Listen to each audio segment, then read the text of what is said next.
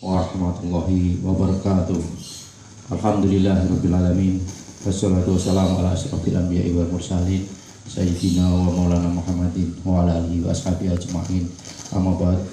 Saudara-saudaraku, sesama muslim seluruh Nusantara yang saya hormati, marilah kita dalam pagi hari ini melakukan kajian ataupun home sharing dalam rangka kita untuk meningkatkan pengetahuan kita bersama, kita untuk saling memberi dan saling mengisi pengetahuan yang kita miliki. Karena apa, saudara-saudara, bahwasanya ternyata dalam kita menjalani kehidupan kita masih banyak kekurangan, kita masih banyak kesalahan dalam hal-hal perilaku ataupun pengetahuan harus kita upgrade, harus kita tingkatkan, harus kita penuhi dalam akidah kita semuanya. Dan terlebih dahulu kami mengajak pada saudara-saudara semuanya bahwasanya untuk mencapai tingkatan pengetahuan ataupun akidah kita, yang mana barometer ataupun ukuran sampai sejauh mana akidah kita tentunya dari kita sendiri yang bisa mengevaluasi.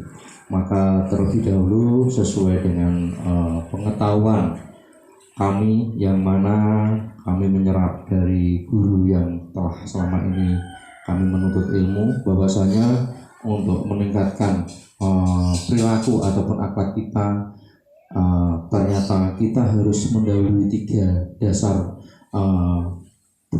ilmu ataupun menuju perilaku kita yang mungkin sedikit akan ada peningkatan, yang mana dalam hal ini guru kami sering menyampaikan bahwasanya dalam hal melakukan tindakan segala sesuatu perilaku ataupun akhlak tidak terlepas dari kita mengawali 3 dasar, yang mana yang pertama adalah sujud syukur.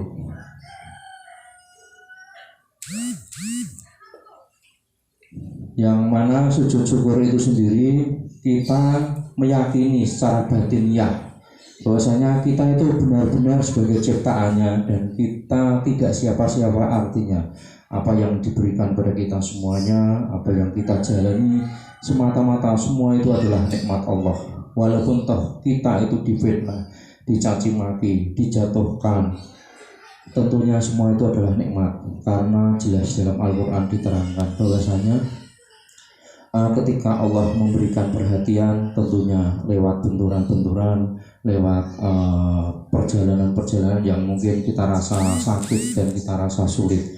Suatu contoh misalkan dalam hal kita menjalankan dunia bisnis, dunia usaha, kita dibenturkan harus pilot, kita harus bangkrut, kita harus merangkak dari bawah terkait dengan perjalanan ataupun dalam melakukan rangkaian kehidupan, kita harus menghadapi fitnah, dicaci maki, diolok-olok, diremehkan dan sebagainya. Namun semuanya itu adalah bentuk perhatian Allah. Nah, disinilah karena semuanya itu bentuk perhatian Allah, maka segala perjalanan, segala kejadian ataupun segala yang Allah berikan pada kita ini adalah salah satu bentuk nikmat. Maka kita awali dengan ucapan syukur dalam hatinya, dan mungkin kita untuk menguatkan keimanan kita. Di situ banyak hal ataupun sering hal disampaikan bahwasanya ketika kita difitnah, kita diolok-olok, kita dijatuhkan, maka secara tidak langsung dosa kita akan dikurangi oleh Allah, dan orang yang memfitnah kita akan mengambil dosa kita, dan pahala orang yang memfitnah ke kita, pahalanya akan masuk ke kita. Ini adalah salah satu bentuk ataupun nikmat. Maka di sini jelas dalam rangkaian ini, dalam setiap aktivitas kita awali dengan sujud syukur. Lalu yang kedua, kita landasi dengan lebur ataupun sirna. Dari dalam bahasa lebur sirna di sini jelas kita yakin, kita kembali lagi bahwasanya kita semua ini ciptaan, kita ini tidak siapa-siapa. Tentunya ketika kita jadi orang sukses, ketika kita aktivitas, ketika kita melakukan segala hal, itu adalah atas dasar kehendaknya. Jadi ketika kita bekerja, taruhlah ketika kita Seperti pagi hari ini saya melakukan kajian, menyampaikan materi, ini bukan atas dasar bukan atas dasar kehendak saya ataupun bukan atas dasar kemampuan saya, tapi ini adalah atas dasar Allah yang menghendaki, Allah yang menggerakkan. Maka kita sinkronkan dengan lafaz Allah yang berbunyi la haula wala quwata illa billah, yang artinya tidak ada daya upaya dan tidak ada kekuatan tanpa seizinnya. Jadi jelas di situ dalam lafaz Allah la haula wala quwata illa billah aliyil azim. Kita semuanya tidak bisa apa-apa tanpa ada izin Allah dan tanpa ada kehendaknya. Di sinilah kita letak dasar kita yang kedua. Akhirnya kita tingkatkan dasar yang ketiga. Jadi ketika kita menyadari dalam batinnya, kita yakin, kita tahu persis bahwasanya semua itu adalah atas izinnya, atas izin Allah, maka kita tingkatkan dengan sujud istiqomah. Sujud istiqomah. Disinilah dalam 3 tingkatan sujud syukur, ngebur sirna, dan sujud istiqomah dikandung makna. Istiqomah itu ketika kita menjalani ataupun melaksanakan 2 rangkaian 2 dasar tersebut, akhirnya kita tingkatkan dengan sujud istiqomah. Artinya segala sesuatu syukur yang diberikan atas pemberian Allah, aktivitas yang kita jalankan atas izin Allah, atas kehendak Allah dalam sujud dalam ngebur sirna. Ketika kita tingkatkan dalam sujud istiqomah, maka kita cuma bisa dereke kerso bahasa Jawa. Kalau bahasa umumnya adalah mengikuti kehendak. Jadi di sini ketika kita sudah masuk dalam tahapan sujud istiqomah, maka kita tidak akan komplain apapun, kita tidak akan protes, kita tidak akan mengeluh, karena kita sadar bahwasanya apa yang terjadi adalah kehendaknya. Maka kita istiqomah dan kita selalu menerima apa yang telah jadi kehendak. Artinya kita secara ikhlas menerima perjalanan yang Allah berikan, entah itu nanti ketemunya seperti apa, semuanya adalah kita serahkan ataupun kita jalani dengan istiqomah. Inilah rangkaian 3 dasar kita selaku muslim ataupun selaku Islam, yang nantinya mestinya untuk mengupgrade ataupun meningkatkan tingkat keyakinan yang selama ini memang kita diwajibkan oleh Allah untuk mencari ilmu ataupun meningkatkan pengetahuan, dan mungkin untuk meningkatkan tingkat keimanan yang nanti pada akhirnya target kita menjadi manusia ataupun muslim ataupun orang yang sabar. Dan disitulah ketika kita masuk dalam tingkatan orang yang sabar, pasti letak keikhlasan kita akan naik drastis. Di sini mungkin semua ini kita harus mengurai, kita harus melandasi dengan pengetahuan yang memang harus kita peroleh dan harus kita kejar, baik itu lewat kajian, lewat room sharing, lewat majelis-majelis taklim, lewat pengajian. Karena apa? Banyak media, banyak sarana yang mana kita bisa untuk bergabung dalam rangka untuk mengetahui ilmu-ilmu Allah. Karena apa? Kita orang Islam jelas dasarnya ataupun dalam istilah lain manual booknya.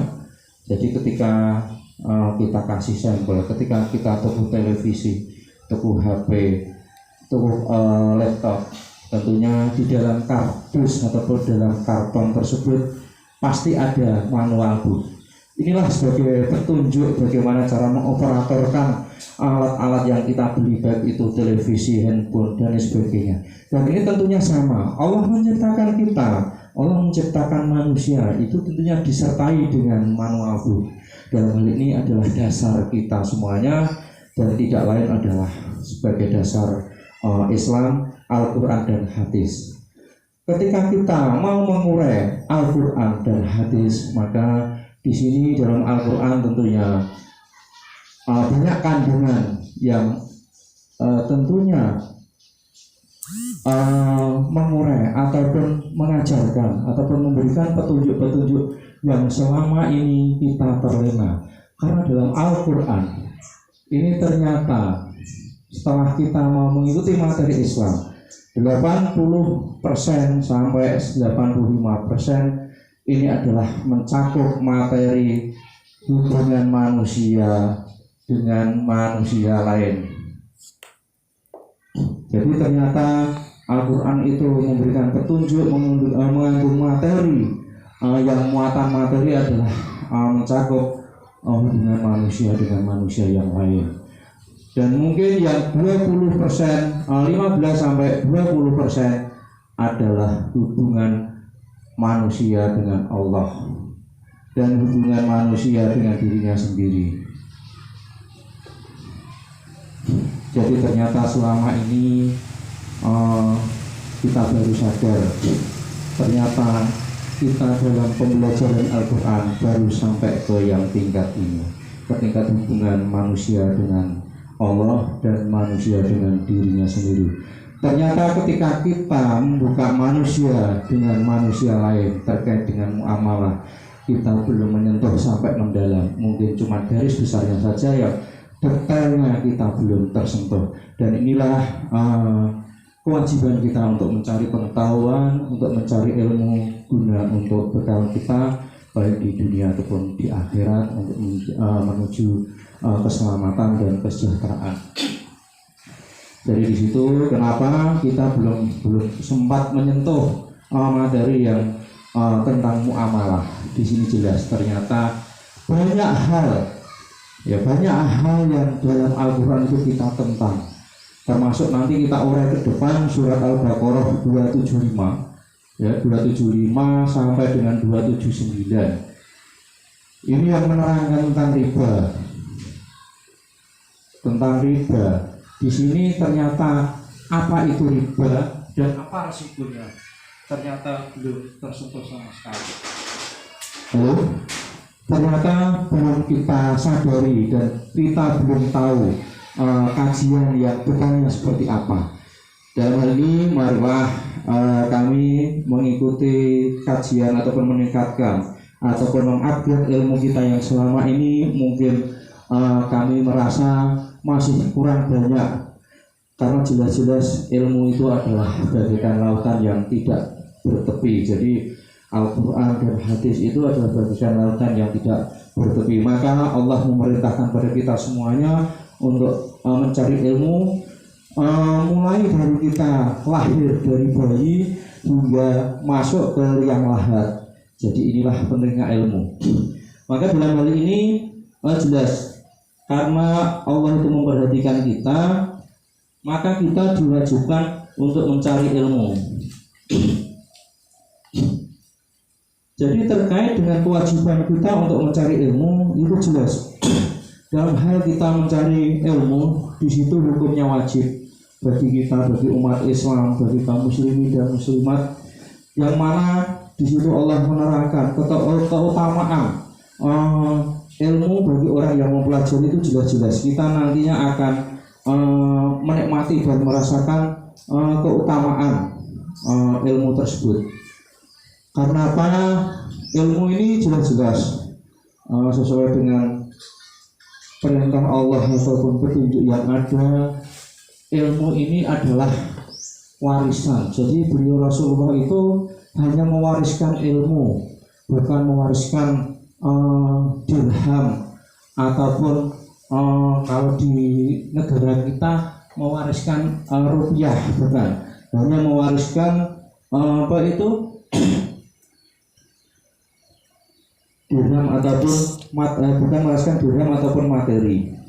Jadi karena keutamaan ilmu adalah merupakan warisan Nabi, maka kita akan tahu persis karena itu adalah bentuk warisan. Maka barang siapa yang mau mempelajari atau mencari ilmu yang mungkin bisa memaksimalkan, bisa mendapatkan ilmu lebih banyak, ini sama halnya adalah mendapatkan warisan yang lebih banyak. Karena apa? Di situ jelas-jelas. Jadi ketika kita hanya berhenti sesuai dengan kemampuan ataupun kesenangan ataupun sesuai dengan tingkat pencapaian ilmu kita, berhenti di tengah jalan, maka tentunya kita tidak akan bisa totalitas untuk mencari pengetahuan. Nah, disinilah bisa kita simpulkan berarti bagi orang-orang yang mencari ilmu itu adalah masuk dalam golongan orang-orang yang beruntung. Jadi di situ ilmu adalah warisan Nabi dan Allah memerintahkan Rasulullah untuk meminta kepadanya agar ditambah ilmunya. Jadi yang kedua kalinya itu Allah meminta Rasulullah agar ditambah ilmunya. Dan keutamaan yang berikutnya, jadi menuntut ilmu adalah salah satu jalan menuju surga. Yang berikutnya, Allah mengangkat derajat orang-orang yang berilmu baik di dunia maupun di akhirat. Masya Allah, jadi ketika kita itu mau mengupgrade, mau meningkatkan pengetahuan ilmu kita, ternyata kita akan diangkat derajat kita baik di dunia maupun di akhirat. Mungkin ini sebagai pembuktian suatu contoh, misal ketika jenengan itu punya ilmu yang mungkin bisa kita katakan maksimal terkait dengan ilmu Islam ataupun akidah. Karena apa? Ketika jenengan sudah mengakhlakkan ilmu yang ada di Al-Quran ataupun hadis sesuai dengan dasar kita, pastinya kita semua akan tahu cara muamalah antara sesama manusia. Kita tahu menghargai seseorang, kita tahu membantu seseorang. Inilah bukti ataupun fakta ketika kita punya akhlakul karimah, pasti kita akan terangkat derajatnya. Kalau tidak percaya silahkan buktikan, kita jalankan akhlak karimah, kita mengikuti jejak Rasul, kita mengikuti akhlak Rasulullah. Kalau tidak kita dihormati orang, itu pastinya salah. Itu pasti derajat kita akan diangkat, karena ini jelas Allah yang menyampaikan bahwasanya ketika kita mendapatkan ilmu yang maksimal sesuai dengan dasar kita yang ada, tentunya itu secara pasti kita akan diangkat derajat baik di dunia maupun di akhirat. Yang berikutnya, yang kelima, jadi keutamaan menuntut ilmu, Allah menginginkan kebaikan untuk orang-orang yang berilmu. Nah, maka disinilah akhirnya kita akan menggarisbawahi terkait dengan Islam ataupun keyakinan agama kita memerintahkan untuk thalabul ilmi, untuk mencari ilmu. Maka terlebih dahulu kita urai dulu, apa sih makna daripada Islam tersebut. Disinilah selama ini mungkin kita tidak habis pikir, kita belum berpikir sampai ke sana. Jadi apa tuh makna Islam itu sebenarnya? Ternyata selama ini kita cuma melakukan keyakinan, melakukan Islam dalam keyakinan kita ini hanya sebatas turunan ataupun peninggalan orang tua kita. Jadi ternyata apa itu Islam? Kadang-kadang saya tidak tahu, itu memang bapak ibuku dulu juga Islam. Jadi keturunan. Jadi untuk mengupas apa makna Islam yang sebenarnya, mari kita belajar bersama, kita kaji bersama bahwasanya Islam itu bermula dari kata aslama. Aslama yuslimu, yuslimu.